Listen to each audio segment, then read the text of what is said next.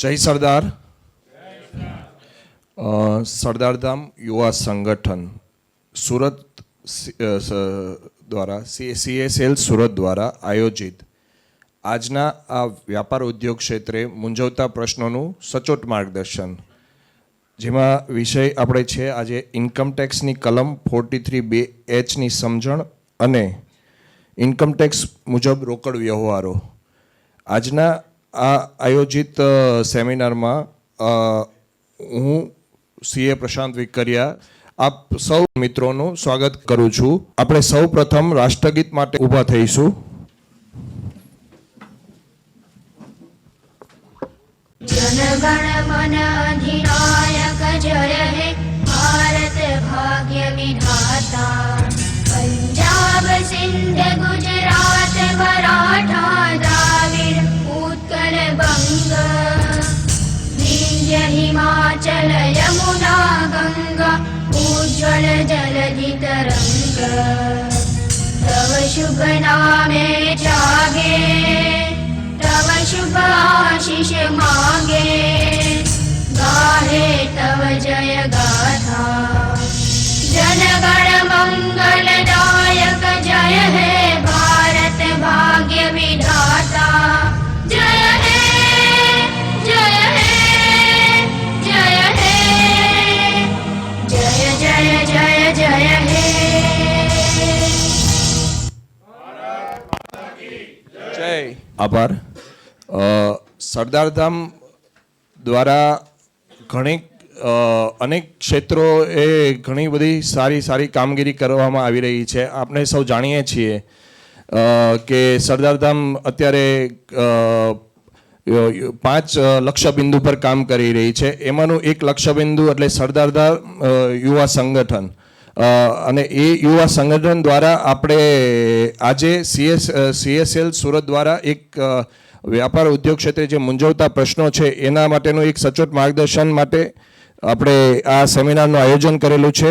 તો આજના આપણા વક્તા શૈલેષભાઈ લાખણકિયા, સરદારધામ દક્ષિણ ગુજરાત CSL કમિટી મેમ્બર કેતનભાઈ ગઢિયા, આપણે બંને વક્તાઓનું ખૂબ જ સ્વાગત કરીએ છીએ। સૌ પ્રથમ આજે સરદારધામ ડોક્યુમેન્ટરી નિહાળશું, તો હું રિક્વેસ્ટ કરું છું કે તમે સરદારધામ ડોક્યુમેન્ટરી નિહાળશો।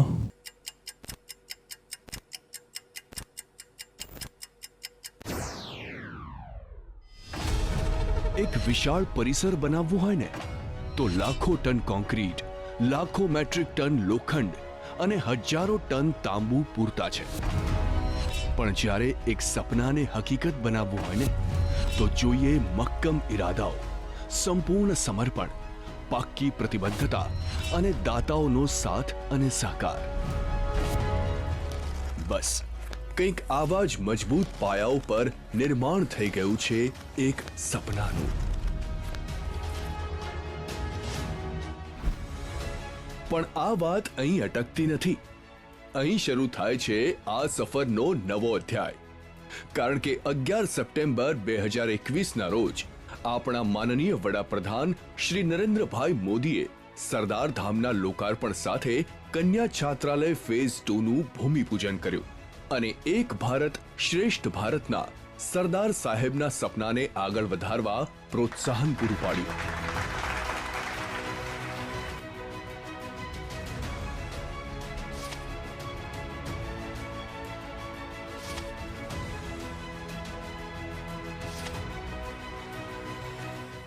सरदार धाम के सभी ट्रस्टी, मेरे मित्र भाई श्री गागजी भाई, ट्रस्ट के सभी सम्मानित सदस्यगण, इस पवित्र कार्य को आगे बढ़ाने में अपने यहां योगदान देने वाले सभी साथी भाई और बहनों, मैं हमारे प्रेरणा स्रोत लोह पुरुष सरदार साहब के चरणों में भी प्रणाम करता हूं, उन्हें अपनी श्रद्धांजलि अर्पित करता हूं।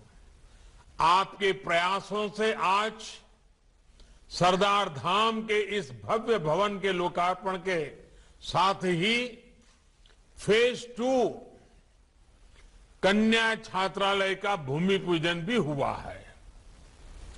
स्टेट ऑफ आर्ट बिल्डिंग, आधुनिक संसाधनों से युक्त कन्या छात्रालय, आधुनिक लाइब्रेरी, ये सभी व्यवस्थाएं अनेकों युवाओं को सशक्त करेगी।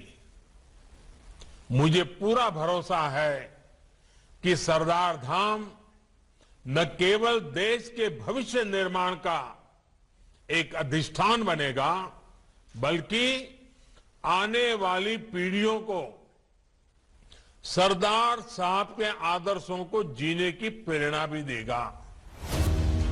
અને સરદાર સાહેબના આ સપનાને સાકાર કરવાની નેમ લીધી છે એમના વારસદાર એવા સરદાર ધામના સૌ સ્થાપક ટ્રસ્ટીશ્રીઓ અને ટ્રસ્ટીશ્રીઓએ। નમસ્કાર।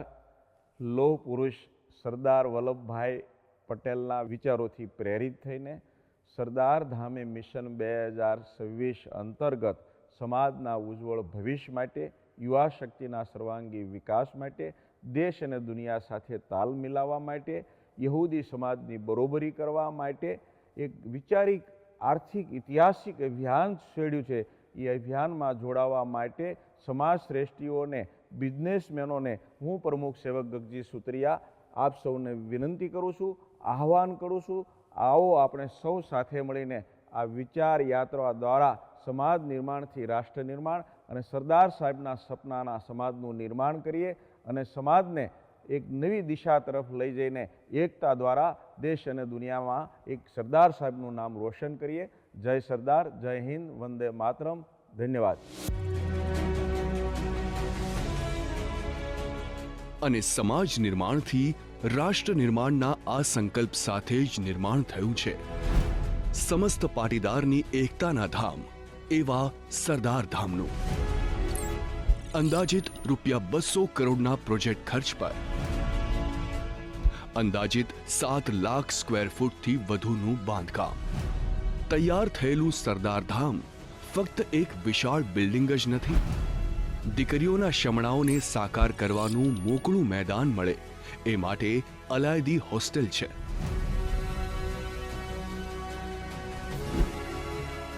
દીકરાઓના ઉજ્જવળ ભવિષ્ય તરફ ઉડવા માટે ખુલ્લું આકાશ મળે એ માટે અલગ છાત્રાલય છે।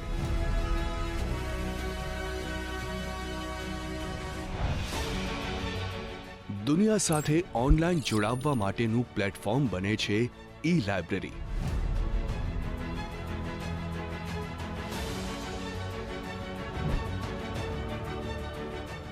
પુસ્તકોના વિશાળ દરિયામાં જ્ઞાનનો સાગર વહે છે પુસ્તકાલય અને વાંચનાલય દ્વારા। સંબંધોને મળવાની મોકળાશ આપતા વિશાળ હોલ છે। વિચારોનું ભાથું મેળવવા માટે ઓડિટોરિયમની સુવિધા પણ છે। દેશ અને દુનિયામાંથી પધારતા દ્રષ્ટિશ્રીઓની મહેમાન ગતિ કરવા અલાયદી વ્યવસ્થા છે। યુવા શક્તિને વિશેષ ઉપયોગી થવા માટે એમને રાહ ચીંધવા વિવિધ કાર્યાલયો છે। ફિટનેસના મંત્રને સાકાર કરવા જિમ્નેશિયમ અને સ્વાસ્થ્ય સંભાળ માટે હેલ્થ કેર યુનિટ છે। પોષણ તંત્રને આધાર આપવા હાઇજેનિક રસોડું અને ડાઇનિંગ હોલ છે। પણ આ તો ફક્ત શરૂઆત માત્ર છે, કારણ કે લક્ષ્યો જેટલા વિશાળ છે ને એટલો જ વિશાળ દ્રષ્ટિકોણ પણ છે, જેના માટે 4 ઝોનમાં દીકરા અને દીકરીઓ માટે સુવિધાયુક્ત અને પરવડે તેવા છાત્રાલયો તેમજ ઇન્સ્ટિટ્યૂટ્સનું નિર્માણ થવાનું છે। અને આ ખાલી વાતો જ નથી, ઝડપી અમલની પૂરી તૈયારી પણ છે, જે મજબૂત પાયા સાથે આવનારી પેઢીના ઉન્નત જીવનનું નિર્માણ કરશે અને એમને બનાવશે સમાન સાથે સન્માનના હકદાર। યંગ જનરેશનના બ્રાઇટ ફ્યુચરનો પ્લાન પણ છે, જેના માટે સિવિલ સર્વિસ કેન્દ્ર સતત કાર્ય કરે છે। સાથે રાષ્ટ્રહિત સર્વોપરીના મંત્રને સાકાર કરવા યુવાનોને મળશે વહીવટી તંત્ર, ડિફેન્સ, ન્યાયતંત્ર, રાજતંત્ર અને મીડિયા તંત્ર માટે સઘન તાલીમ. યંગ આંત્રપ્રિન્યોર માટે ફ્યુચરિસ્ટિક વિઝનનો ખ્યાલ પણ રાખે છે ગ્લોબલ પાટીદાર બિઝનેસ સમિટ. અને પાટીદાર ઉદ્યોગપતિઓની સાફલ્ય ગાથાઓનું સફળ પરિણામ છે ગ્લોબલ પાટીદાર બિઝનેસ ઓર્ગેનાઇઝેશન. ભારોભાર ભરેલા રાષ્ટ્રપ્રેમનો ઉત્સાહ સાથે બન્યું છે યુવા તેજ અને તેજસ્વીની સંગઠન. કારણ કે ભવિષ્ય કેવું હોવું જોઈએ, એને આખરી ઓપ કઈ રીતે આપવાનો છે, એ તો સરદાર સાહેબે દાયકાઓ પહેલા જ કીધું હતું. तो हिंदुस्तान का भविष्य किस तरह से होगा, किस तरह से बनाना, वो हमारे हाथ की बात है. અને સરદાર સાહેબના આ માર્ગદર્શન સાથે પરોપકાર, પરિશ્રમ અને પ્રમાણિકતા સાથે પ્રગતિના સોપાનો સર કરવાના જુસ્સા સાથે આવો સમાજ નિર્માણથી રાષ્ટ્ર નિર્માણના આ સંકલ્પને સાકાર કરીએ. જય સરદાર, જય હિન્દ.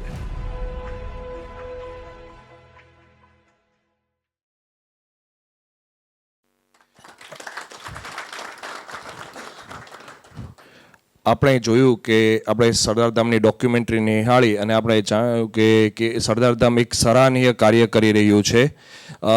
હવે આપણે વિસ્તૃત સરદારધામ વિશે થોડી વિસ્તૃત માહિતી અને પ્રાસંગિક ઉદ્બોધન માટે હું નરસિંહભાઈ સવાણી, સરદારધામ યુવા સંગઠન દક્ષિણ ગુજરાત કન્વીનર અને સહકન્વીનરને વિનંતી કરીશ કે તેઓ પ્રાસંગિક ઉદ્બોધન આપશે. ધીમો અવાજ. સરદાર સાહેબની આ ડોક્યુમેન્ટરી સરદારધામનું કામ આપણે પાટીદાર, પાણીદાર અવાજ તો બહાર પોગવો જોઈએ. બે હાથે મુઠ્ઠી કચકચાવીને જય સરદાર, જય સરદાર. સમાજ નિર્માણથી રાષ્ટ્ર નિર્માણ એક સ્લોગન તમે સાંભળ્યું આ ડોક્યુમેન્ટરીમાં 2-3 વખત. કોઈ પણ સમાજને સક્ષમ કરવો હોય તો એ સમાજને શૈક્ષણિક અને આર્થિક રીતે તમે જો મજબૂતી આપો તો એ સમાજને આગળ વધતા કોઈ ના રોકી શકે. સરદારધામમાં યુપીએસસી જીપીએસસીની ટ્રેનિંગ અંતર્ગત હોસ્ટેલ અને સ્કિલ ડેવલપમેન્ટ સેન્ટર અમદાવાદ ખાતે ચાલુ છે, વડોદરા ખાતે ટૂંક સમયમાં લોકાર્પણ થવા જઈ રહ્યું છે, ભુજ ખાતે ચાલુ છે, ભાવનગર ખાતે બાંધકામ પૂર જોશમાં ચાલુ છે. આપણા સુરતના આંગણે ગયા મહિનાની 4 તારીખે આપણે ભવ્ય ભૂમિપૂજન 31 વીઘામાં સરદારધામ, જેમાં કેજીથી પીજી સ્કિલ ડેવલપમેન્ટ સેન્ટર અને હોસ્ટેલ સાથેના ભવનોનું નિર્માણનું ભૂમિપૂજન થયું. નવી મુંબઈ ખાતે 16 એકર સોનાના ટુકડા જેવી જગ્યા આપણને કચ્છી પાટીદારે દાનમાં આપી છે અને મહેસાણા ખાતે આપણને ટૂંક સમયમાં ભૂમિપૂજનનો કાર્યક્રમ થવા જઈ રહ્યો છે. રાજકોટ ખાતે 137 કરોડની જમીન આપણને સરકારશ્રી તરફથી 17 કરોડમાં મળી રહી છે. ટૂંક સમયમાં ત્યાં પણ ભૂમિપૂજન થવા જઈ રહ્યું છે. તો આ સમાજ નિર્માણથી રાષ્ટ્ર નિર્માણની યાત્રા ગુજરાતના 4 ઝોન અને ગુજરાતના સીમાડા વટી અને મહારાષ્ટ્રમાં પણ ટૂંક સમયમાં થવા જઈ રહ્યું છે. તો આના એક પ્રયાસ રૂપે કે આપણા સમાજને શૈક્ષણિક અને આર્થિક રીતે મજબૂત કરવાના ભાગરૂપે સરદારધામ યુવા સંગઠન પ્રેરિત આ સરદારધામ CSL અંતર્ગત આપણા પાટીદાર ઉદ્યોગપતિઓને, ઉભરતા ઉદ્યોગપતિઓને જે અત્યારે નવા જે ફેરફારો થતા હોય, વાર્ષિક યોજનાઓમાં, પંચવર્ષીય યોજનાઓમાં સેક્ટર સ્પેસિફિક બદલાવો આવતા હોય, તો સમાજના છેવાડાના વ્યક્તિ સુધી આ લાભ આપણે કઈ રીતે પહોંચાડી શકીએ અને કઈ રીતે લાભ લઈ શકીએ એની માટે આ CSLનું સંગઠનનું નિર્માણ થયું છે. આવતા સમયની અંદર આપણે વિવિધ સેક્ટરના સેલોનું નિર્માણ થશે. શિક્ષણ સેલ છે એ સમાજના છેવાડાના વ્યક્તિ સુધી શૈક્ષણિક રીતે માર્ગદર્શન આપવાના સેમિનારોનું આયોજન કરશે. સમાજ માટે મોટિવેશનલ કાર્યક્રમો, બાળ વિકાસ, નારી સશક્તિકરણ, યુવા સાહસિકો અને ઉદ્યોગો સેલ વિવિધ સેક્ટરના ઉદ્યોગોને સાંકળી સમજી લો કે ફોર એક્ઝામ્પલ કે વિવિંગ સેક્ટર હોય, ટેક્સટાઇલમાં ટ્રેડિંગ સેક્ટર હોય, પછી ડાઇંગ સેક્ટર હોય, રિયલ ઇસ્ટેટમાં બાંધકામ ક્ષેત્ર હોય, આર્કિટેક્ટને એ ક્ષેત્ર હોય, કાયદામાં વકીલોનું હોય.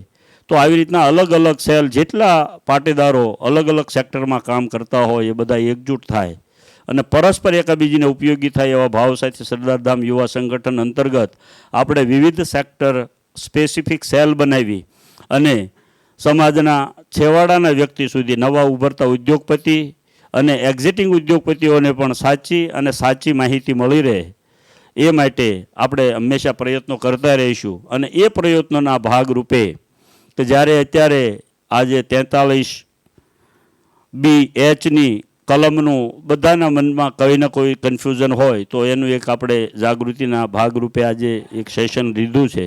સાથે સાથે આપણે કે ઇન્કમ ટેક્સ મુજબ રોકડ વ્યવહારો આપણે કઈ રીતે કરવા જોઈએ એની પણ માહિતી જે આપણને રોજ આપણા ઉદ્યોગ ધંધામાં ક્યાંય ને કાંઈ આપણને સમજણ હોય કે સમજણના અભાવે છેલ્લે આની આપણને ખબર પડે કે આપણે જ્યારે બધા ચોપડા લઈ અને આમાં જે સીએ સાહેબો બેઠા એની પાસે જઈએ ત્યારે એ આપણને કહે કે એની કરતાં આમ કર્યું હોત તો, અહીંયા ધ્યાન રાખ્યું હોત તો, પછી આપણે એમ કહેવું પડે કે આ જે છે એ આ છે, હવે આમાંથી તમારે જે કાંઈ ગોઠવતું હોય એ ગોઠવો, એવું જ કહીને આપણે બધા. તો આ માહિતી આપણે સમાજના છેવાડાના વ્યક્તિ સુધી કે નાનો ઉદ્યોગપતિ ઉભરતો ઉદ્યોગપતિ હોય તો એ સમજણ વિશે એમને માહિતગાર થાય તો એ ભૂલ ના કરે અને એના ધ્યાનમાં એ વસ્તુ હોય કે શું કરવાથી તો એને એ જ વખતે ઇમ્પ્લિમેન્ટ કરે તો પાછળથી એ બધું બહુ ફેરફારો ન આવે. એટલે આ એની માટેનો એક સેમિનાર આપણે લઈ રહ્યા છીએ અને સરદારધામ આવા દરેક પ્રયત્નો કરતા રહે છે. આપ વિવિધ સેક્ટરથી જોડાયેલા છો તો ટૂંક સમયમાં વિવિધ સેક્ટરના સેલ પણ આપણે બનાવીશું. એ તમારી પાસે લિંક પહોંચે તો એ લિંકમાં તમે તમારું રજિસ્ટ્રેશન કરાવશો અને અમે જેમ CSLમાં આપણા પાટીદાર લગભગ 800 CA છે એમાંથી 350 CA આપણે જોડાઈ ચૂક્યા છીએ અને ટૂંક સમયમાં આપણે શિક્ષણ સેલ અંતર્ગત શિક્ષકો, પ્રિન્સિપાલો, નિવૃત્ત પ્રોફેસરો, નિવૃત્ત સરકારી અધિકારીઓ જે શિક્ષણ ક્ષેત્રે જોડાયેલા હોય, સ્કૂલના માલિકો, કોલેજ યુનિવર્સિટીના માલિકો આ બધાને આપણે જોડી રહ્યા છીએ. એટલે ક્યાંય ને ક્યાંય સમાજના દીકરાઓને સાચી અને સારી માહિતી મળી શકે અને પોતાનું ભવિષ્ય સિક્યોર કરી શકે. અને આ વ્યાપાર ઉદ્યોગ સેલ કે CA સેલ, ડૉક્ટર સેલ, આ અલગ અલગ સેલ અંતર્ગત પણ આપણે પરસ્પર ઉપયોગી થવાના ભાગ રૂપે અને એવા ભાવથી આપણે સરદારધામ એક વાઇડ એંગલથી એટલે એકદમ વિશાળ દૂરદ્રષ્ટિ અને દીર્ઘદ્રષ્ટિથી આગળ વધી રહ્યું છે. તો આપના કદાચ રજિસ્ટ્રેશન આપણે જે કર્યું છે એ આપણા નંબરને સરદારધામના જે વોટ્સઅપ ગ્રુપો છે જેની અંદર માહિતીઓ અપલોડ થતી હોય છે કે ભાઈ આપણે હોસ્ટેલની કોઈ ભરતી આવતી હોય, કોઈ નાના વોકેશનલ કોર્સ હોય કે 2 મહિના 3 મહિનાનો કોર્સ હોય ને એવી ભરતીઓ આવતી હોય, આપણા દીકરા દીકરીઓ શારીરિક ક્ષમતામાં પાસ થયા હોય પણ પછી એની લેખિત પરીક્ષાઓ આવતી હોય તો એના વોકેશનલ કોર્સ હોય નાના કે યુટ્યુબ મારફતે પણ હોય અથવા ત્યાં અમદાવાદ એવા 2 મહિના 3 મહિનાનો એ બધા મેસેજો આવતા હોય એમાં તમને જોડીશું. અને જ્યારે પણ આપણી પાસે સરદારધામનો મેસેજ આવે તો આપણે વાંચવો, આપણને ઉપયોગી ન હોય અને આપણને એવું લાગતું હોય કે આપણા ગામ સમાજ પરિવારને ઉપયોગી છે તો એવા ગ્રુપોમાં પણ આપણે ફોરવર્ડ કરવા જેથી કરીને જેને લાભાન્વિત હોય, જેને લાભની જરૂર હોય એ લોકો લાભ લઈ શકે. આ સાથે આજે એક નવતર પ્રયોગ પહેલી અમે સેશન લઈ રહ્યા છીએ CSL અંતર્ગત અને આ 2 સમજણનું અમને લાગ્યું કે આ સમાજને આપવું જોઈએ. અત્યારે તો આપણે અહીંયા લઈએ છીએ, આ રેકોર્ડિંગ લાઈવ કરીએ છીએ, અત્યારે આપણે રેકોર્ડિંગ કરીએ છીએ પણ આવતા સમયમાં પાછું આનું આપણે યુટ્યુબ લાઈવ કરીશું એટલે એ લિંક તમારી પાસે આવે તો એ તમને યોગ્ય લાગે ત્યાં એ પ્લેટફોર્મ ઉપર મૂકજો એટલે આપણે આ લાભ કદાચ અહીં નથી આવ્યા એ લોકો પણ એની અનુકૂળતા એ યુટ્યુબની લિંકથી યુટ્યુબથી આ સેશનને જોઈ શકે. આપ સૌ આજનો ચાલુ દિવસ, આડો દિવસ અને છતાં આપ મોટી સંખ્યામાં એક સારી સમજણ અને ઇન્ફોર્મેશન લેવા પધાર્યા એ બદલ આપનો સરદારધામ ટ્રસ્ટ વતી ખૂબ ખૂબ હું આવકારું છું અને આપનું અભિવાદન કરું છું.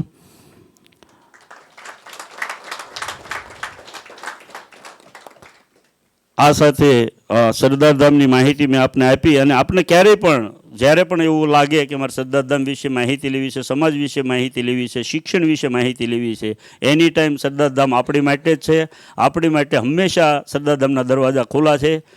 વિધાઉટ એની કોઈ પણ જાતના તણાવ વગર આપણે ફીલ ફ્રી કોન્ટેક્ટ કરી અને માહિતી લઈ શકો છો. સરદારધામ આપણી માટે જ છે. એટલે આપણે જ્યારે પણ જરૂર પડે સરદારધામનો કોન્ટેક્ટ આપ કરી શકો છો. સરદારધામના યુટ્યુબ હેન્ડલ, ફેસબુકના હેન્ડલ અને વિવિધ છે એ બી આપણી પાસે લિંક આવે તો એમાં જોઈજો. એટલે એમાં બી સમાજને અને આપણને ઉપયોગી હોય એવી જ માહિતીઓ આવતી હોય છે. અસ્તુ. જય ભારત, જય સરદાર. આજનો આપણો વિષય છે ઇન્કમટેક્સની કલમ 43BH મુજબ 45 દિવસની ચૂકવણી બાબત. આ વિષય ઉપર આજના આપના વક્તા શ્રી CA શૈલેષભાઈ લાખણકિયા અહીંયા હાજર છે. હું એમના વિશે થોડી ઇન્ફોર્મેશન આપીશ. શૈલેષભાઈ લાખણકિયા અત્યારે સુરત CA બ્રાન્ચમાં સેક્રેટરી તરીકેની ભૂમિકા ભજવી રહ્યા છે. તેમજ વરાછા અને કતારગામમાં જોવા જઈએ તો અત્યારે 800 થી 1000 CA હશે. અને એ વરાછા કતારગામનું એક CP સ્ટડી સર્કલ છે. એમાં પાસ્ટ કન્વીનર તરીકે એવું રહી ચૂક્યા છે. તેઓ વિવિધ ટ્રસ્ટમાં પણ એક્ટિવ મેમ્બર અને ટ્રસ્ટી તરીકે જોડાયેલા છે. SGCCIના મેમ્બર છે. SGCCIની કમિટીમાં તેઓ ભૂમિકા ભજવી, MSME કમિટીમાં તેઓ ભૂમિકા ભજવી રહ્યા છે. હું નરસિંહભાઈ સવાણી અને ચેતનભાઈ મુલાણીને વિનંતી કરીશ કે આજના વક્તા શ્રી શૈલેષભાઈ લાખણકિયાનું સન્માન કરશે.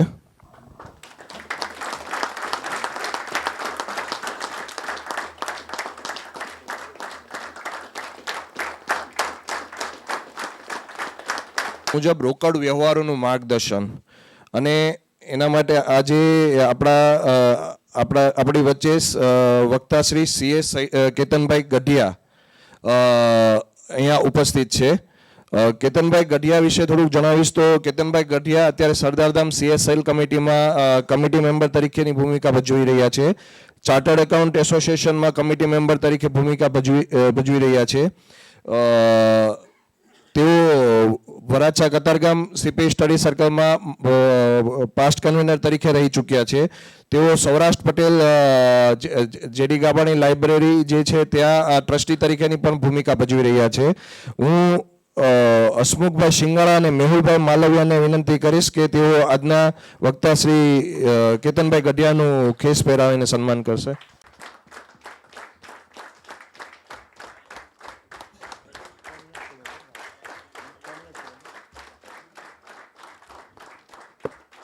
તો આજે આપણે ઇન્કમટેક્સ કલમ 43BH વચ્ચે ઘણા લોકોને ઘણા પ્રશ્નો મૂંઝવતા હશે. તો એ બાબતે આપણે આજનો પહેલો વિષય વિશે ચર્ચા કરવાનું ચાલુ કરીએ. હું શૈલેષભાઈને વિનંતી કરીશ કે તેઓ આ બાબતે પ્રકાશ પાડશે. સરદારધામ ટીમમાંથી ચેતનભાઈ, મેહુલભાઈ, મારા આજના સાથી કો સ્પીકર એવા કેતનભાઈ, સરદારધામ CSLના સુરતના કન્વીનર પ્રતિકભાઈ, સહ કન્વીનર પ્રશાંતભાઈ અગેન, CSLના મારા સાથી મિત્રો લલિતભાઈ, સુભાષ, કૃષ્ણા અને બિઝનેસમેનો અત્યારે, અને સાથે જે આ હોલમાં ઉપસ્થિત છે એવા ટેક્સ કન્સલ્ટન્ટ અને ટેક્સ પ્રેક્ટિશનર્સ ભાઈઓને મારા સૌપ્રથમ પહેલા વંદન. આજનો જે આપણો ટોપિક છે એ MSMED એક્ટ. હવે અહીંયા છે ને હું સ્ટેટ સીધું આપણે શરૂ કરી દઈએ કેમ કે આપણી પાસે બહુ ઓછો સમય છે. રાતના 10 વાગી ગયા છે. 1 કલાકની અંદર બંનેને પૂરું કરવું, સાથે તમારા પ્રશ્નોને પણ આપણે લઈશું.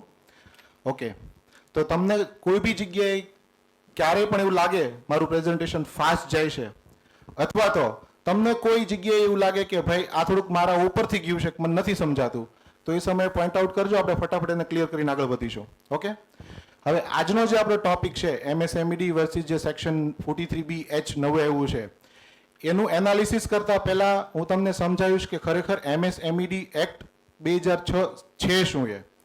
તમને કોઈને ખબર છે આમાંથી MSMED એક્ટ 2006 છે શું છે?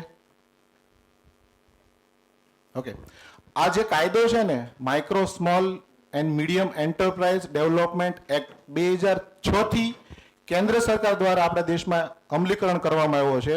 અને કાયદાનો મુખ્ય હેતુ એવો છે કે આપણે ભારતનું અર્થતંત્ર જોઈએ ને તો 70%થી વધારે હિસ્સો જે માઇક્રો સ્મોલ એટલે કે જે નાના યુનિટો છે એ નાના યુનિટનો એની પાછળનો ફાળો રહેલો છે. તો એ નાના યુનિટ વધારે ને વધારે ગ્રો કેમ થાય, એના વધારે ગ્રો કરે એ માટે એને વધારે ફાયદાઓ આપવામાં આવે, એ ફાયદાઓ મળી રહે અને સારી રીતે વ્યવસ્થિત રીતે, એના માટે આ micro small and medium enterprise development act 2006 થી ભારતમાં અમલીકરણમાં છે. ઓકે, આ કાયદાની અંદર આપણે વ્યાખ્યાઓ સૌથી પહેલા જે મહત્વની છે ને એ જોઈએ કે માઇક્રો યુનિટ કોને કહેવાય છે, સ્મોલ યુનિટ કોને કહેવાય છે અને મીડિયમ યુનિટ કોને કહેવાય છે, અને મારું યુનિટ કોને કહેવાય છે કે જે હું આ કાયદાની અંદર ફાયદો લઈ શકીશ. સૌથી પહેલા યુનિટ કોને કહેવાય છે? તો જો મારું યુનિટ મેન્યુફેક્ચરિંગ હશે, ઉત્પાદક હશે, પ્રોડ્યુસર પ્રોસેસિંગ હાઉસ હશે, અથવા તો જો હું સર્વિસ આપતો હશ, તો મારું યુનિટ આની અંદર એમએસએમઈ એક્ટની અંદર અમલીકરણમાં મને લાભ મળશે. ખ્યાલ આવ્યો? જો મારું યુનિટ ઉત્પાદક એટલે કે મેન્યુફેક્ચરર, પ્રોસેસર, પ્રોડ્યુસર કે હું સર્વિસ પ્રોવાઈડ કરતો હશ, તો મને આ કાયદાની અંદર લાભ મળશે. હવે સવાલ આવ્યો કે ટ્રેડરનું શું? તો ટ્રેડરને આ કાયદાની અંદર લાભ મળતો નથી. પણ ટ્રેડરને 2021-22ની અંદર કેન્દ્ર સરકાર દ્વારા જે પ્રાયોરિટી સેક્ટર લેન્ડિંગ કહેવાય. હવે પ્રાયોરિટી સેક્ટર લેન્ડિંગ એટલે શું એ સમજાવું કે આપણા રિઝર્વ બેંક ઓફ ઇન્ડિયાએ અમુક સેક્ટર્સને એવા જાહેર કર્યા છે કે જે સેક્ટર ભારતના વિકાસ માટે ખૂબ જરૂરી છે, જેવા કે શિક્ષણ, હોસ્પિટલ. તો આ બધા જે સેક્ટર છે ને એ સેક્ટરમાં કોઈ ટ્રેડિંગ કામ કરતું હોય તો એ ટ્રેડર્સને એમએસએમઈના ફાયદા થાય. એમએસએમઈના શું ફાયદા છે એ બી આગળ એક સ્લાઇડમાં આપણે જોઈશું. તો એ ફાયદા મળે એટલા માટે ખાલી ટ્રેડરને ઉમેરવામાં આવ્યા છે. એટલે કે ખાલી ને ખાલી લોન લેવા માટે ટ્રેડર આની અંદર ઇલિજિબલ છે આ કાયદાની અંદર. આ કાયદાના બીજા કોઈ પણ ફાયદા ટ્રેડરને મળતા નથી. ક્લિયર? અહીંયા કોણ એડ છે? મેન્યુફેક્ચરર, સર્વિસ પ્રોવાઈડર, ટ્રેડર નહીં. ટ્રેડર ખાલી ને ખાલી છે સમાવેશ થાય છે ખાલી ને ખાલી લોન પર્પઝ માટે કે એમને સસ્તા ભાવની સસ્તા વ્યાજદરની લોન મળે એટલે. Okay, next. હવે માઇક્રો યુનિટ, સ્મોલ યુનિટ અને મીડિયમ યુનિટ કોને કહીશું? એ જો મારું વાર્ષિક ટર્નઓવર 5 કરોડથી ઓછું અને મારા યુનિટની અંદર 1 કરોડથી ઓછું મશીનરીમાં રોકાણ છે તો મારું યુનિટ ગણાશે માઇક્રો. સમજ્યા? મારું પ્લાન્ટ એન્ડ મશીનરીમાં રોકાણ છે 1 કરોડથી ઓછું અને મારું વાર્ષિક ટર્નઓવર છે 5 કરોડથી ઓછું તો મારું માઇક્રો યુનિટ. એની સાથે 1 કરોડથી વધારે છે, 5 કરોડથી વધારે છે, પણ મારું 10 કરોડથી ઓછું પ્લાન્ટ એન્ડ મશીનરીમાં રોકાણ છે અને મારું ટર્નઓવર 50 કરોડથી ઓછું છે તો મારું યુનિટ સ્મોલ કેટેગરીમાં આવશે. જો મારું પ્લાન્ટ એન્ડ મશીનરીમાં 50 કરોડથી ઓછું રોકાણ છે અને મારું 250 કરોડથી ઓછું ટર્નઓવર છે તો મારું યુનિટ મીડિયમ ગણાશે. એટલે આ ત્રણેયની અલગ અલગ કેટેગરી આપેલી છે મશીનરીમાં, પ્લાન્ટ એન્ડ મશીનરીમાં રોકાણ અને વાર્ષિક ટર્નઓવર પ્રમાણે. ક્લિયર? કોઈને ડાઉટ અહીંયા? ઓકે, આગળ પાછળની સાઈડમાં આવો ને. અહીંયા એક મેં લખ્યું છે કે કોઈ બી યુનિટને માઇક્રો થવા માટે, સ્મોલ થવા માટે કે મીડિયમ થવા માટે રજિસ્ટ્રેશન કરવું આ કાયદાની અંદર જરૂર છે કે નહીં એ. તો એ કહી દઉં કે તમારે જો આ કાયદાની અંદર ફાયદો લેવો હોય તો તમારે યુનિટનું એટલે કે મારું યુનિટ આ કાયદાની અંદર રજિસ્ટર્ડ હોવું ફરજિયાત છે ઉદ્યમમાં. પહેલા હતું SSI, small skill industry certificate, પછી આવ્યું આધાર ઉદ્યોગ, એની પરથી આવ્યું ઉદ્યમ. ઓકે, અત્યારે હાલમાં જે છે એ ઉદ્યમ રજિસ્ટ્રેશન છે. હવે જે આપણે જે સેક્શન ઉમેરવામાં આવી છે જે 43B સ્મોલ h, હવે આ સેક્શનમાં છે ને ખાલી 2 જ લાઈન ઉમેરો કર્યો છે, 2 લાઈનનો. અને સાથે સાથે માઇક્રો ને સ્મોલ કોને કહીએ એ ઇન્કમ ટેક્સમાં ઉમેર્યું એટલે કે ટોટલ 6 લાઈન ઉમેરી. ખાલી 6 લાઈન ઉમેરી અને આખા ભારતના જેટલા બી ધંધાર્થી હતા ને, જેમ મેં કીધું એમ 70%થી પ્લસ ધંધાવાળા, બધાની ધંધા કરવાની સ્ટાઇલ જ ફરી ગઈ આખી. એ તમને બધાને ખબર હશે, અમારે એક્સપ્લેન કરવાની જરૂર નથી કઈ રીતે ફરી ગઈ. રેડી? Got it? ઓકે.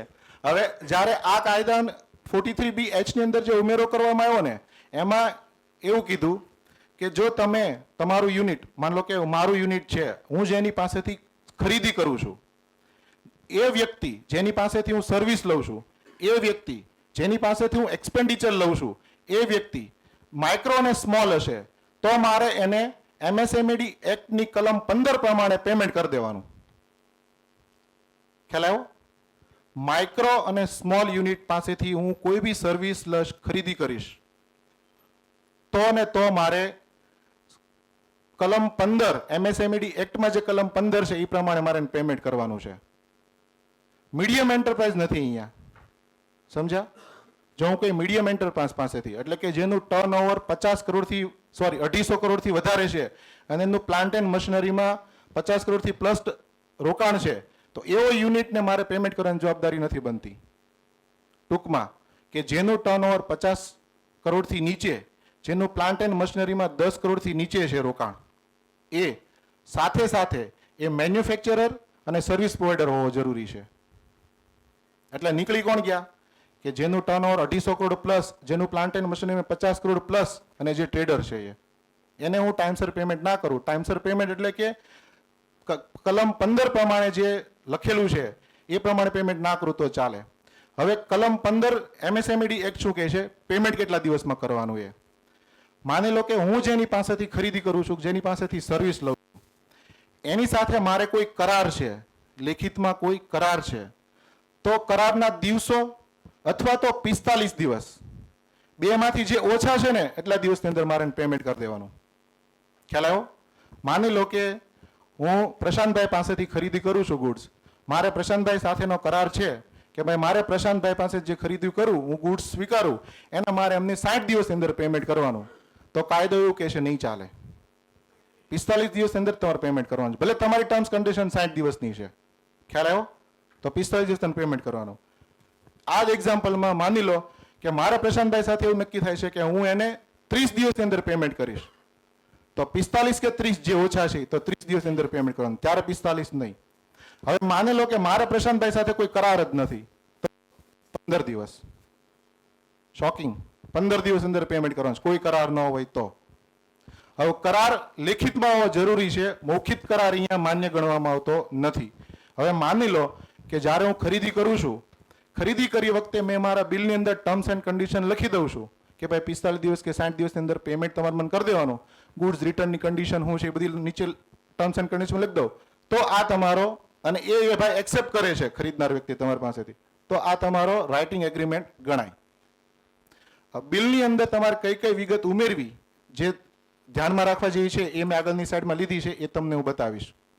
હવે મારે 15 દિવસ કે 45 દિવસ ક્યારે ગણવા, એ તમારો સવાલ આવ્યો કે મારે 45 દિવસ ક્યારથી ગણવા કે 15 દિવસ ક્યારથી ગણવા.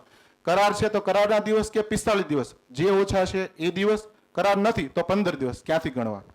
માની લો કે મેં પ્રશાંતભાઈ પાસેથી માલ ખરીદ્યો, હું માલ એક્સેપ્ટ કરું છું કે પ્રશાંતભાઈ તમારો મોકલેલો માલ ઓકે છે, તો આજથી લઈને 45 દિવસ, આજથી લઈને 15 દિવસ ગણવાના. ખ્યાલ આવ્યો? હવે માની લો કે પ્રશાંતભાઈ મને જે માલ મોકલ્યો એ માલમાં કોઈ ફોલ્ટ છે, તો હું પ્રશાંતભાઈને લેખિતમાં જાણ કરીશ કે પ્રશાંતભાઈ તમે મોકલેલો માલમાં આ પ્રકારની ડિફેક્ટ છે કે આ પ્રકારની ખામી તમારા માલમાં છે. હવે પ્રશાંતભાઈ જે દિવસે એ ખામી દૂર કરશે ને, એ ખામી દૂર કરાથી 45 દિવસ ને 15 દિવસ તમારે ગણવાના. ખ્યાલ આવ્યો? ઓકે, રીતે છે કે માની લો કે હું ખરીદી કરું છું, સર્વિસ લઉં છું, અને હું 45 કે 15 દિવસની અંદર પેમેન્ટ નથી કરતો, તો હું જે વર્ષમાં પેમેન્ટ કરીશ ને એ વર્ષમાં મને બાદ મળશે. ખ્યાલ આવ્યો? કાયદાની 15 કલમ જે છે MSMED એક્ટની એ પ્રમાણે, એટલે કે 45 કે 15 દિવસની અંદર હું પેમેન્ટ નથી કરતો, તો હું જે વર્ષમાં પેમેન્ટ કરીશ ને એ વર્ષમાં મને બાદ મળશે. એક્ઝામ્પલ તરીકે સમજાવું. હવે માની લો હું પરચેસ કરું છું 12 ફેબ્રુઆરીએ, ખાસ જોજો, દેખાય છે બધાને? હું ખરીદી કરું છું 12 તારીખે. ખરેખર આ પરચેસ ડેટ નથી, આ તમારે એક્સેપ્ટન્સ ડેટ ગણવાની છે કે મેં માલ સ્વીકાર્યો એ રીતે, કેમ કે સ્વીકાર્યાથી દિવસ ગણવાના છે. એટલે આપણે એવું સમજીએ કે જે તારીખે મેં ખરીદી કરીને એ જ તારીખે મેં માલ સ્વીકારી લીધો હતો, મારી પાસે આવ્યો ને મેં માલ સ્વીકાર્યો એ રીતે. રેડી? એટલે 12 ફેબ્રુઆરીએ મેં માલ ખરીદ્યો, મેં પેમેન્ટ કર્યું છે, આ જોડ છોડી દઈએ ત્યારે. હવે મારો કે મારી પાસે એગ્રીમેન્ટ છે તો મારે 45 દિવસની અંદર પેમેન્ટ કરવાનું. તો મારી 12 ફેબ્રુઆરીએ ખરીદી કરી તો 28 માર્ચ મારી ડ્યુ ડેટ બને. એ જ રીતે માની લો કે મારા પાસે કરાર નથી તો મારી ડ્યુ ડેટ બનશે 12 + 15 એટલે 27 ફેબ્રુઆરી. ઓકે, હવે માની લો હું પેમેન્ટ કરું છું 27 ફેબ્રુઆરીએ, એટલે આ બંને દિવસોની અંદર પેમેન્ટ કર્યું. કરાર છે તોય અંદર, કરાર નથી તોય અંદર મેં પેમેન્ટ કરી દીધું. એટલે હું જે વર્ષમાં મેં ખરીદી કરીને એ જ વર્ષમાં મને બાદ મળશે. એટલે કે આ 23-24 નું વર્ષ છે એટલે મને 23-24 ની અંદર જ બાદ મળશે. ખ્યાલ આવ્યો? આગળ એક્ઝામ્પલ જોઈએ. ડ્યુ ડેટ મારી સેમ રહેશે, પરચેસ ડેટ સેમ છે. હવે માની લો હું પેમેન્ટ કરું છું 31 માર્ચ 2024. મેં આ મારી પાસે કરાર છે તેમ છતાં બી મેં કરારની આગળની ડેટે પેમેન્ટ કર્યું. કરાર નથી તો પણ મેં પછીની ડેટમાં પેમેન્ટ કર્યું. પણ મેં પેમેન્ટ ક્યારે કર્યું? એ જ વર્ષની અંદર. આ વર્ષ ક્યારે પૂરું થાય? 31 માર્ચ 24. 31 માર્ચ 24 મેં પેમેન્ટ કર્યું. મેં શું કીધું કે માની લો કે હું 45 કે 15 દિવસની અંદર પેમેન્ટ નથી કરતો તો જે વર્ષમાં હું પેમેન્ટ કરીશ ને એ વર્ષમાં મને બાદ મળશે. તો હું ખરીદી કરું છું 23-24 ની અંદર, પેમેન્ટ એ કરું છું હું 23-24 ની અંદર, એટલે મને 23-24 ની અંદર જ બાદ મળશે. આ જ એક્ઝામ્પલને આગળ લઈએ. હું 4 એપ્રિલે પેમેન્ટ કરું છું. 4 એપ્રિલે પેમેન્ટ કર્યું એટલે કરાર છે, કરાર નથી, બંનેમાં ડ્યુ ડેટ ચૂકી ગયો પછી પેમેન્ટ કર્યું. મેં ખરીદી કરી છે મેં 23-24માં, પેમેન્ટ કર્યું મેં 24-25માં. એટલે મને આ ખરીદી મારી 23-24 ની છે પણ મને બાદ મળશે 24-25માં. જે હોબાળો છે ને આ અત્યારે છે અહીંયા. ખ્યાલ આવ્યો? માની લો કે હું 1 એપ્રિલે ખરીદી કરું તો મારે પાસે આખું વર્ષ છે પેમેન્ટ કરવા માટે. ટેકનિકલી જો તો કાયદો એવું જ કહે છે કે 15-45 દિવસમાં તમારે પેમેન્ટ કરવું. પણ સાથે ઇન્કમ ટેક્સ એવું કહે છે કે જો તમે એના એ જ વર્ષમાં પેમેન્ટ કરો તો તમને એના વર્ષમાં એ બાદ મળશે. એટલે સેમ યરમાં પેમેન્ટ કર્યું એટલે સેમ યરમાં બાદ મળશે. નેક્સ્ટ યર થયું એટલે મને નેક્સ્ટ યરમાં બાદ મળશે. ખ્યાલ આવ્યો એક્ઝામ્પલ પરથી? હવે અત્યાર સુધી શું હતું એ આપણે સમજીએ. આ જે કલમ આવી ને એ 1 એપ્રિલ 2023 થી અમલીકરણ બની. પહેલા શું હતું? હું આ ડ્યુ ડેટમાં પેમેન્ટ કરું છું તો કોઈ પ્રોબ્લેમ નથી. હું આ ડ્યુ ડેટ પછી પેમેન્ટ કરું છું તો હું જેને પેમેન્ટ કરું છું જેની પાસેથી મેં ખરીદી કરી છે એ મારી પાસે બકાયદા MSMED એક્ટ અંદર મારી પાસે વ્યાજ માગી શકે. જેટલા દિવસ હું ડિલે કરું એટલા દિવસ. ભલે તમારી પાસે 60 દિવસનો કરાર હોય પણ 45 દિવસ જાય અને પછીથી તમે જે પેમેન્ટ કરો ને બધે દરેક દિવસનું વ્યાજ માગી શકે તમારી પાસે.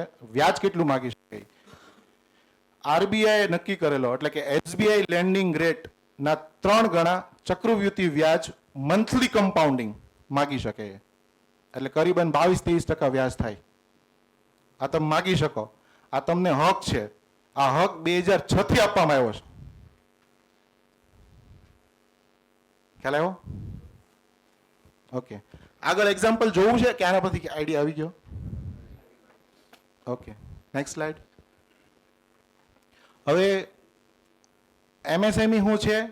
MSME ની જે નવી ઇન્કમ ટેક્સમાં જે કોરસ્પોન્ડિંગ કલમ આવી એની ઇફેક્ટ કઈ રીતે છે એ કઈ રીતે સમજવી આપણને આઈડિયા આવી ગયો અહીંયા. Okay, done. કોઈને આમાં ક્યાંય અત્યાર સુધી કઈ ક્વેરી? ઓકે, હવે આ 43BH આવવાથી તમારે ધ્યાનમાં શું શું રાખવાનું? તમે MSME અને નોન MSE પાસેથી જે ખરીદી કરો છો એ હવે તમારે અલગ અલગ અકાઉન્ટિંગ કરાવડાવવું પડશે તમારા એકાઉન્ટન્ટ પાસે. અમારું MSME, અમારું નોન MSME. નોન MSMEમાં કોઈ તકલીફ નથી. MSMEમાં તમારે 15-45 દિવસમાં પેમેન્ટ કરી દેવાનું. ડન. બીજું, હવે તમને કઈ રીતે ખબર પડશે કે હું જેની પાસેથી ખરીદી કરું છું એ MSME યુનિટમાં માઇક્રો સ્મોલમાં ફોલ થાય છે?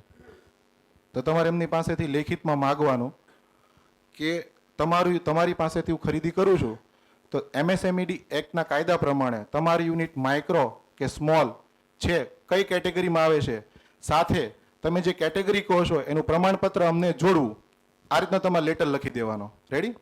હવે માને લો તમને જવાબ નથી દેતા એ લોકો તો તમારે 10-15 દિવસ પછી પાછો એક રિમાઇન્ડર લેટર લખવાનો કે ભાઈ આ તારીખે મેં તમને એક પત્ર લખેલો કે જેમાં મેં તમને પૂછેલું કે માઇક્રો સ્મોલ યુનિટ તમારું છે તો એનું પ્રમાણપત્ર આપો. જો તમે 7 કે 10 કે 15 દિવસમાં નહીં આપો તો હું એવું સમજીશ કે તમારું યુનિટ માઇક્રો સ્મોલ નથી. ખ્યાલ આવ્યો? આ તમારું સફિશિયન્ટ કમ્પ્લાયન્સ ગણાશે નોન MSMEમાં નાખવા માટેનું. Got it? ઓકે, હવે આ જે કાયદો આવ્યો ને જે ઉદ્યમવાળો, ઇન્કમટેક્સવાળો નહીં, ઉદ્યમવાળો, એમાં ચોખ્ખું એવું કહે છે કે જ્યારે તમે ઉદ્યમ લો તો તમારે દરેક વર્ષે એને અપડેટ કરાવવાનું છે. દરેક વર્ષે તમે સાઇટ ઉપર જઈને અપડેટ કરાવશો ને એટલે તમારું આગળના વર્ષનું જે ટર્નઓવર અને આગળના વર્ષનું જે પ્લાન્ટ એન્ડ મશીનરીમાં રોકાણ છે ને એના બેઝ ઉપર તમારી કેટેગરી ઓટોમેટિક ચેન્જ થશે. એ તમને ઉદ્યમની સાઇટ જ કેટેગરી ચેન્જ કરીને આપશે. એ પ્રમાણે તમારી કેટેગરી માન્ય ગણાશે. રેડી? એટલે જરૂરી એ છે કે તમારે એવરી યર સર્ટિફિકેટ અપડેટ કરાવવું. આપણે શું છે કે એકવાર સર્ટિફિકેટ લઈ લઈએ ને પછી આપણે ભૂલી જઈએ કે આપણે અપડેટ જ નથી કરાવતા, પણ દરેક વર્ષે તમારે અપડેટ કરવાનું છે સર્ટિફિકેટ. પછી બીજું, આપણે લોન લેવા માટે સર્ટિફિકેટમાં અલગ માહિતી નાખી દઈએ અને જ્યારે કોઈ બીજો ફાયદો લેવાનો હોય ત્યારે એ જ સર્ટિફિકેટમાં બીજી માહિતી નાખી દઈએ.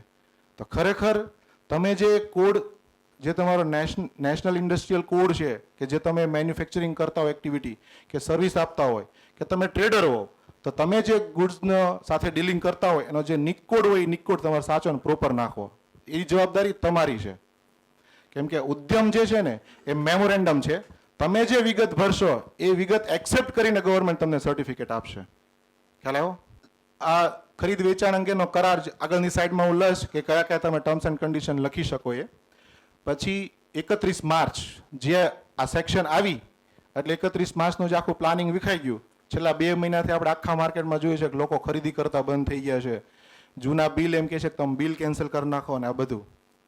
હવે માની લો કે જો તમને તમારા જેને તમે જેને વેચ્યું છે એ તમને એવું કહેતા હોય કે ભાઈ તમે આ બિલ કેન્સલ કરી નાખો, તો આ લેવલે બિલકુલ એડવાઇઝેબલ નથી કેન્સલ કરવા બિલ. બીજું, તમને એવું કહેશે કે તમે અત્યારે માલ મોકલી દો, બિલ હું તમને એપ્રિલમાં આપીશ, એ બી બિલકુલ એડવાઇઝેબલ નથી. કેમ કે જીએસટીના કાયદામાં જ્યારે તમે ગુડ્સ રિમૂવ કરો ને ત્યારે એની સાથે તમારે કમ્પલસરી ઇનવોઇસ આપવું પડે. જો તમારો માલ એક જગ્યાએથી બીજી જગ્યાએ જાય છે, ઇન બિટવીન કોઈએ પકડી લીધો તમારો માલ વિધાઉટ ઇનવોઇસ, તો ઇનવોઇસની પેનલ્ટી કેતનભાઈ કહેશે 100% ઓફ ગુડ્સ 200% ઓફ ગુડ્સ છે. એટલે એ રિસ્ક લેવું ના લેવું એ આપણી પોતાની કેપેસિટી પર જ નક્કી. મારી રિસ્ક ટેકિંગ કેપેસિટી કેટલી છે એ પ્રમાણે મારે રિસ્ક લેવું માલ મોકલવાની. Okay, next.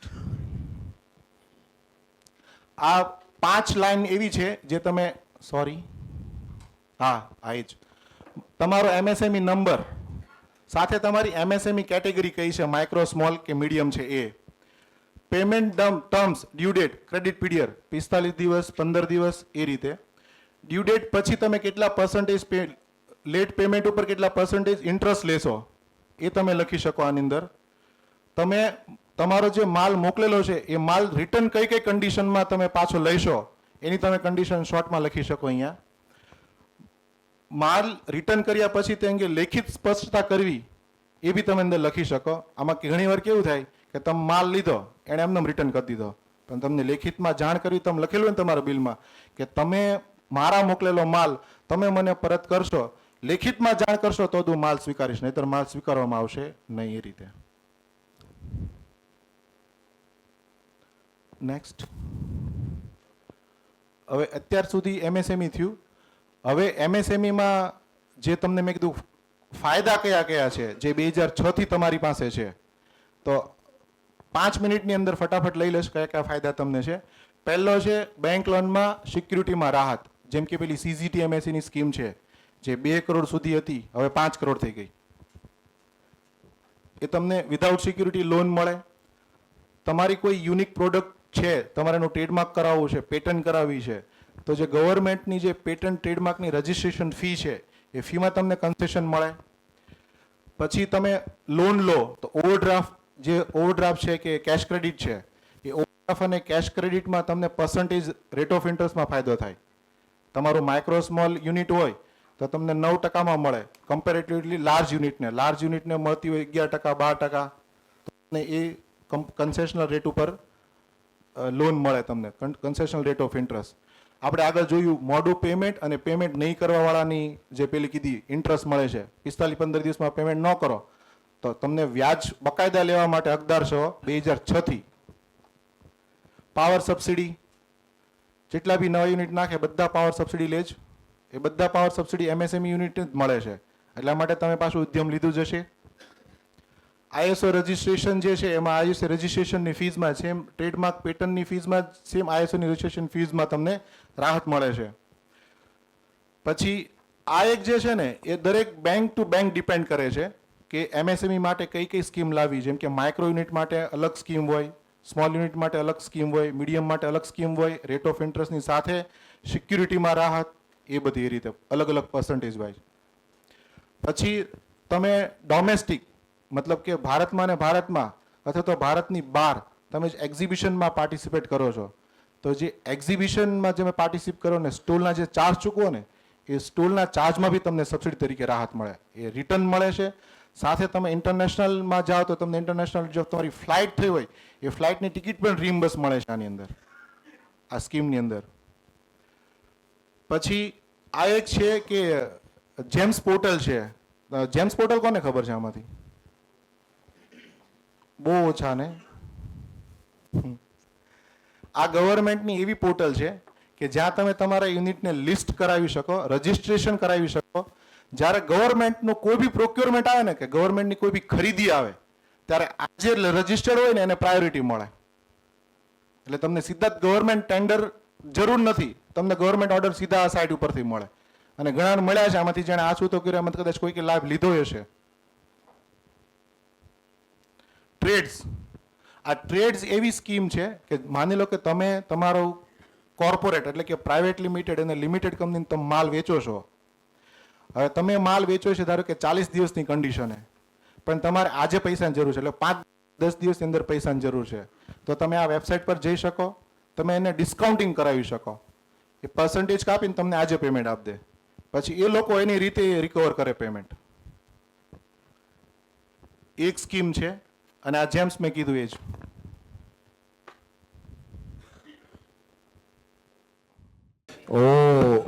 આજનો બીજો વિષય જે છે ઇન્કમ ટેક્સ મુજબ રોકડ વ્યવહારોનું માર્ગદર્શન.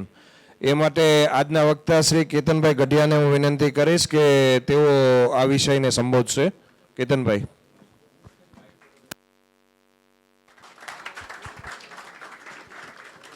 દક્ષિણ ગુજરાતના કન્વીનર ચેતનભાઈ મુલાણી, મેહુલભાઈ માલવિયા, અમારા દક્ષિણ ગુજરાતના કન્વીનર અને મારા સાથી સ્પીકર એવા શૈલેષભાઈ લાખણકીયા, પ્રતિકભાઈ રાદડિયા CSL સુરતના કન્વીનર પ્રશાંતભાઈ, સહ કન્વીનર સુરત CSL, અમારા CSLના બીજા મેમ્બરો લલિતભાઈ, સુભાષ, કૃષ્ણ. શૈલેષભાઈ બહુ સરસ ઓપનિંગ કર્યું. 45 દિવસમાં પેમેન્ટ કરી દેવાનું. આપણે બધા રહીએ છીએ સુરતમાં, આપણે પેમેન્ટ જ નહીં કરવાનું. સમજો તમે? આપણે સુરતની સિસ્ટમ છે. તમે જોતા હશો કે છેલ્લા 2-3 મહિના થા બહુ બધા તમારે ત્યાંથી વેપારી પાસેથી પ્રશ્ન આવશે કે તમે મારું બિલ કેન્સલ કરી નાખો, હું તમને અત્યારે તમે મને ક્રેડિટ નોટ આપી દો, કે હું તમને 50 લાખનું પેમેન્ટ આપું, તમે મારા 30 લાખ રૂપિયા મારા સેવિંગમાં પાછા આપો. એવા બધા ક્વેશ્ચન આવતા હશે. એ બધું આપણે ત્યાં કેવું છે ઇન્ડિયામાં, કોઈ પણ નવો કાયદો આવે ને એટલે પહેલાં આપણે એને તોડી મડોડીને પાલન નહીં કરવાનું ને એ પહેલાં વિચારીએ, એને પાલન કરવાનું નથી વિચારતા. બરાબર છે? આ 1 એપ્રિલ 2023થી એપ્લિકેબલ થઈ ગયો છે.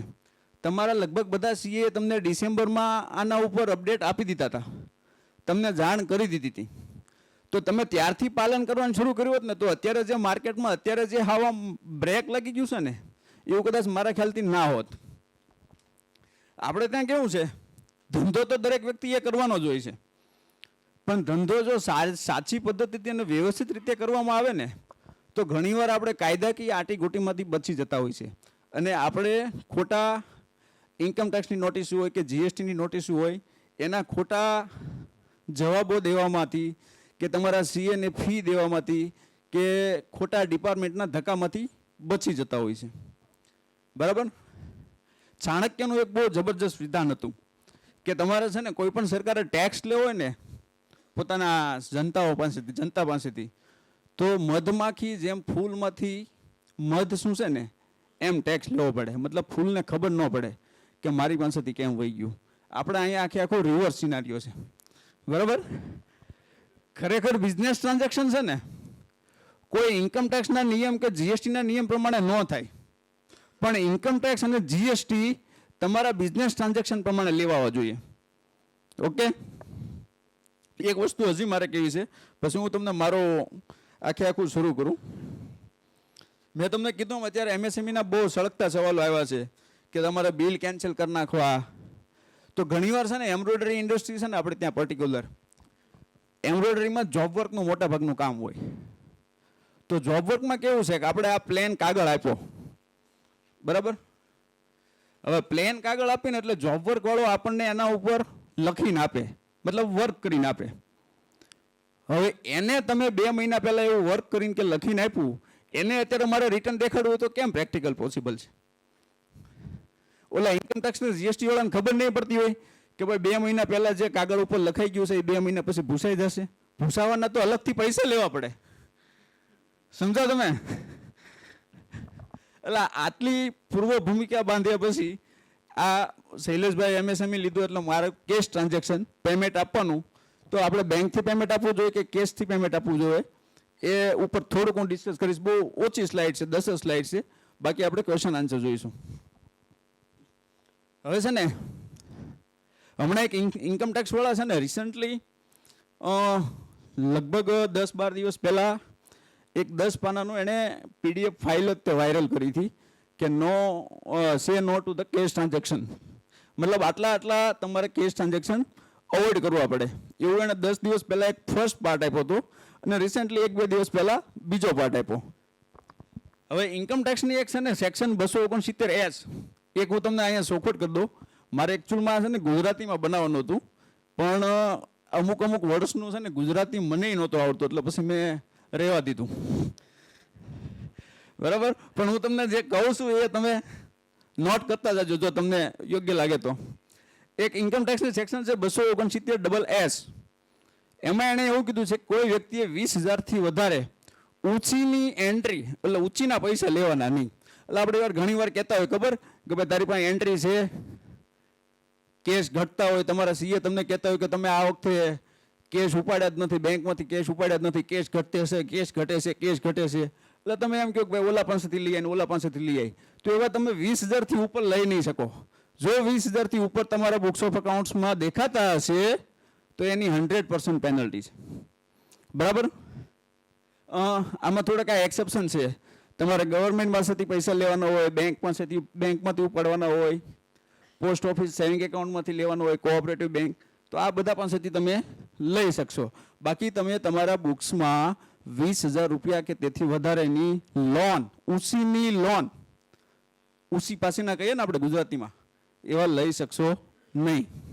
Hello next.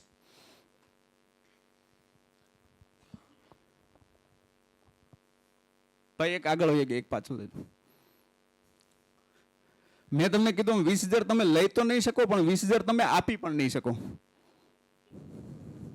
રોકડ 20,000 તમે ઊંચીના કોઈ પાસેથી લઈ પણ નહીં શકો અને આપી પણ નહીં શકો. મતલબ તમારે કોઈ પાસેથી અનસિક્યોર્ડ લોન જોતી હોય, આપણે ગુજરાતીમાં કહીએ કે તમારા વ્હાઇટના ઘટતા હોય. ઘણીવાર ક્લાયન્ટના ફોન આવે કે મારામાં વ્હાઇટ કેટલા છે જુઓ ને. એટલે આપણને એ થાય કે વ્હાઇટ શું વળી, એ શું વ્હાઇટ વળી. એટલે 20,000થી રોકડા લેવાના નહીં, 20,000થી આપવાના નહીં. નેક્સ્ટ એક છે આ 269ST અધર કેશ ટ્રાન્ઝેક્શન. શૈલેષભાઈ તમને હમણાં વારંવાર એવું કહેતા હતા કે તમારે તમારા વેપારી પાસેથી 45 દિવસમાં પેમેન્ટ લઈ લેવાનું અથવા 15 દિવસમાં લઈ લેવાનું. તમારો કોઈ વેપારી પેમેન્ટ આપતો જ નથી તો એની પાસે તમે 2 લાખ રૂપિયા સુધી મતલબ એની પાસે તમે રોકડા લઈ શકશો કે નહીં? તો એના માટેની એક ઇન્કમ ટેક્સમાં 269ST વાળી એક કલમ છે. તો એમાં એ લોકોએ એવું કીધું છે કોઈ એક વ્યક્તિ પાસેથી એક દિવસમાં in respect of single transaction એટલે એક ટ્રાન્ઝેક્શન અથવા in respect of transaction related to one event or occasion, મતલબ 2 લાખ રૂપિયા કરતાં એક વ્યક્તિ પાસેથી એક દિવસમાં એક ઘટના કે એક ઘટનાઓની અનુસંધાને તમે 2 લાખ રૂપિયાથી વધારે કોઈ વ્યક્તિ પાસેથી લઈ શકશો નહીં. એનો મતલબ એવો થયો કે મેં પ્રશાંતભાઈને 5 લાખ રૂપિયાનું એક બિલ બનાવીને આપ્યું હતું. પ્રશાંતભાઈ ઉઠી ગયા. હવે મારે મારા બુક્સમાં તો એ સન્ડે ડેટર્સ તરીકે ઊભા છે તો મારે એને કેશ રિસીપ 5 લાખ રૂપિયા દેખાડી શકાય કે નહીં? તો આ સેક્શન 269ST એવું કહે છે જો તમારું સિંગલ બિલ 2 લાખ રૂપિયા કરતાં વધારે હશે તો તમે લઈ શકશો નહીં. 2 લાખ કરતાં નાનું હશે તો તમે લઈ શકશો. બીજું એક છે ને ઇન્કમ ટેક્સમાં સ્પેસિફાઈડ ફાઇનાન્શિયલ ટ્રાન્ઝેક્શનનો કન્સેપ્ટ છે. મતલબ નંબર ઓફ રિપોર્ટ્સ એવા, મતલબ નંબર ઓફ ટ્રાન્ઝેક્શન એવા છે જેની ઇન્ફોર્મેશન, હમણાં શૈલેષભાઈ ન કીધું કે તમને તમારા એકાઉન્ટ્સની નથી ખબર એટલી ઇન્કમ ટેક્સવાળાને ખબર છે. તો એવા number of transaction income tax ડિપાર્ટમેન્ટે આઈડેન્ટિફાઈ કરેલા છે અને એનો રિપોર્ટ ઇન્કમ ટેક્સના પોર્ટલ ઉપર થાય છે.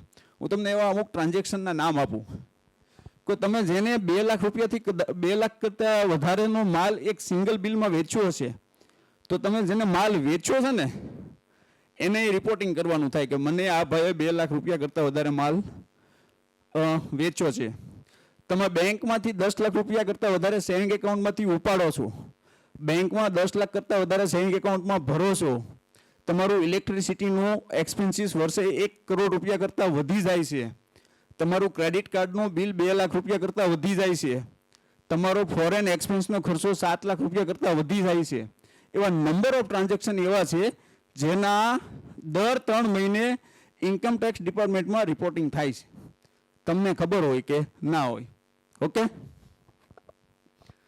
આ મેં તમને કીધું કે 2 લાખ કરતાં વધારે કોઈ વ્યક્તિ પાસેથી તમે સેલ્સ, પહેલાં જે આપણે વાત થઈ લોનની, ઊંચીની લોનની વાત હતી કે ભાઈ ઊંચીના પછીની વાત હતી. આ બીજા અધર ટ્રાન્ઝેક્શન એટલે મતલબ સેલ પરચેઝ ને એની વાત થઈ. આની પેનલ્ટી એવી છે 271 DA-માં 100% of amount received A any penalty છે. પણ આમાં એક એક્સેપ્શન એવું છે કે જો એ તમારું જેન્યુન ગ્રાઉન્ડ હશે ને તો એ પેનલ્ટી કદાચ માફ થઈ શકશે, પણ એ લિટિગેશન વાળી પ્રોસેસ છે. નેક્સ્ટ,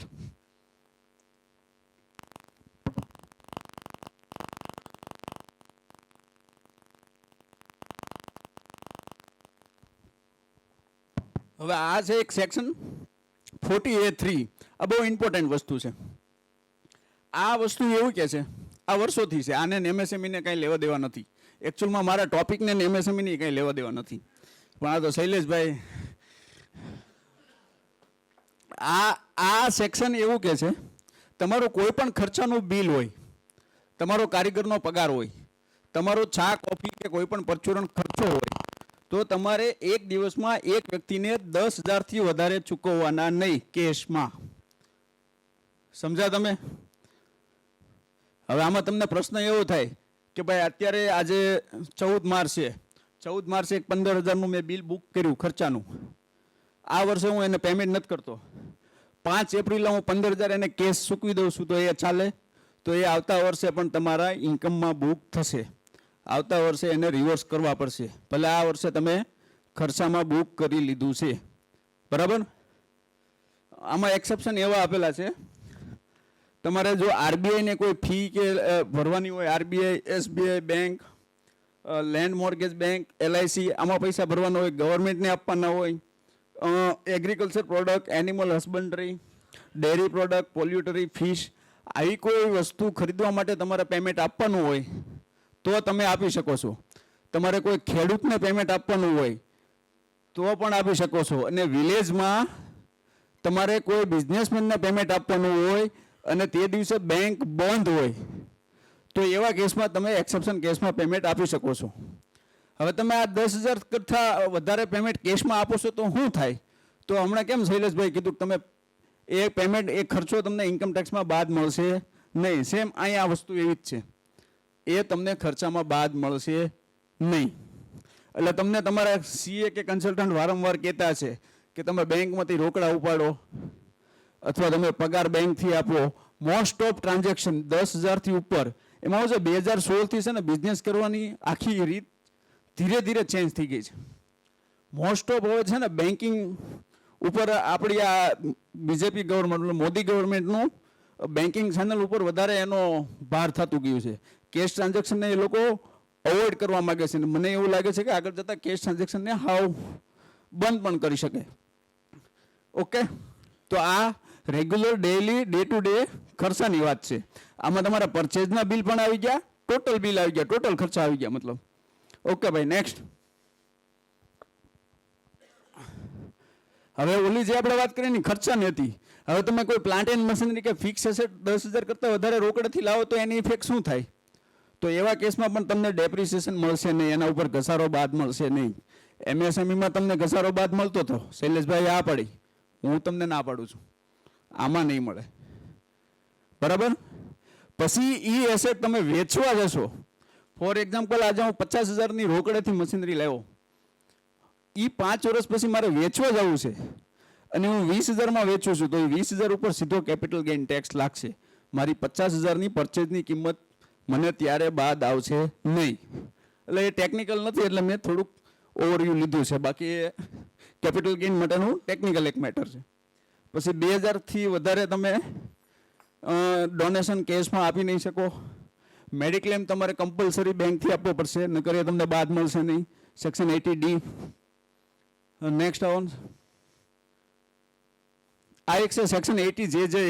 આનો બહુ ઓછા લોકો લાભ લેતા હશે. તમે જેટલા નવા કર્મચારીઓને રાખો છો, એમ્પ્લોયમેન્ટ જનરેટ કરો છો, અને તમે જેટલો એડિશનલ પગાર ચૂકવો છો, તો એનો 30% તમને ઇન્કમ ટેક્સમાં આ સેક્શન હેઠળ બાદ મળે છે. તો એ પગાર પણ તમારે કમ્પલસરી બેંકથી ચૂકવવો પડશે, તો જ તમને આમાં બાદ મળશે. ઓકે. નેક્સ્ટ, કેશનું મેં તમને કીધું ને કે ઇન્કમ ટેક્સમાં આટલા રેડ માર્ક એલાર્કિંગ છે, કેટલા જગ્યાએથી આપણે કેશમાં ટ્રાન્ઝેક્શન નહીં કરવાના. કેશમાં ટ્રાન્ઝેક્શન નહીં કરશો ને એનો બેનિફિટ શું છે?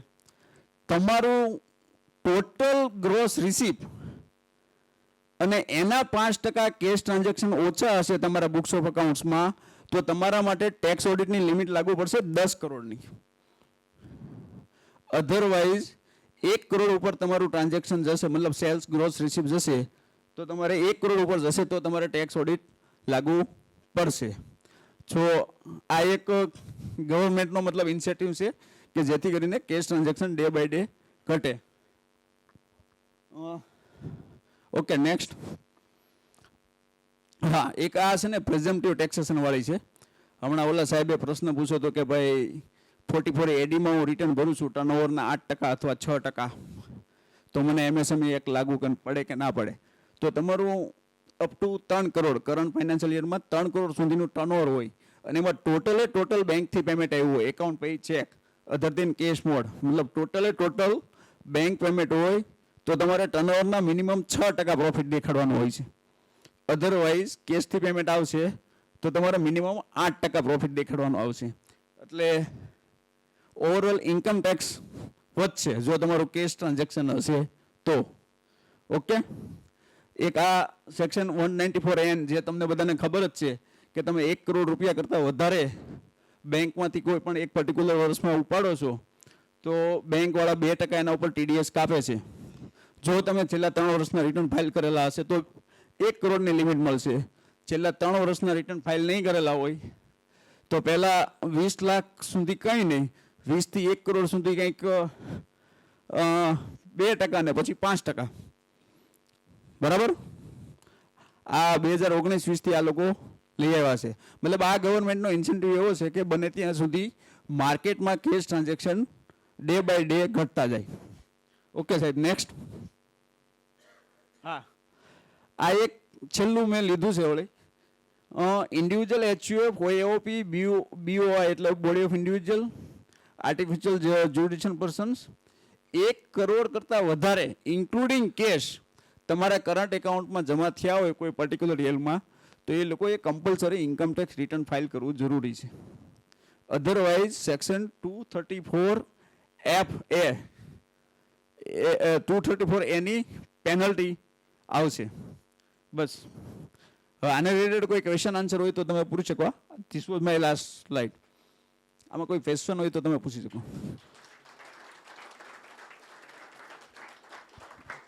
ટેક્સ કન્સલ્ટન્ટ છો અને CA મિત્રો છો, તો તમે બી આવું એક નિર્મળ શુદ્ધ ભાવનાવાળા વેપારી ઉદ્યોગો બને અને વેપારીઓ બને એવું તમે પ્રયાસો કરજો, જેથી કરીને આપણે આપણા સમાજના જ વ્યક્તિઓ છે ઉદ્યોગ ધંધામાં, અને આપણા DNAમાં ઉદ્યોગ વેપાર લખ્યો છે, પણ હવે ધીમે ધીમે જે આપણે આ કર ચોરી કરવી કે ટૂંકા રસ્તાઓ અપનાવવા એ આપણામાં હતું, પણ હવે ધીમે ધીમે જતું કરવું પડશે, નહીં તો પછી ક્યાંય ને ક્યાંય આપણે પાછા અટકીને ઊભા રહીશું. એટલે ફરી એક વખત તમને એવી અપીલ કરું છું કે આપણે વીકેન્ડ એન્જોય કરવા માટે અત્યારથી જ તે આપણા દરેક આડાવાળા રસ્તાઓને બંધ કરી અને સાચા રસ્તે સૂર્યલક્ષ્મી આપણા ઘરમાં આવે, જેથી આપણો પરિવાર, આપણું ઘર હર્ષોલ્લાસથી આનંદમય જીવન વિતાવી શકીએ. એ અભ્યર્થના સાથે આજે બંને સીએ મિત્રોએ બહુ સરસ આપણને સેશન લીધા, જે આપણને જાણવા મળ્યા. અને આને આજ સેશન આપણે યુટ્યુબ ઉપર કાલે લિંક આપશું, એટલે તમારા ઉદ્યોગ મિત્રોના સર્કલોમાં એને ફોરવર્ડ કરજો કે લોકો એ ઘરે જે હોય એ પણ લાભ લઈ શકે. જય સરદાર.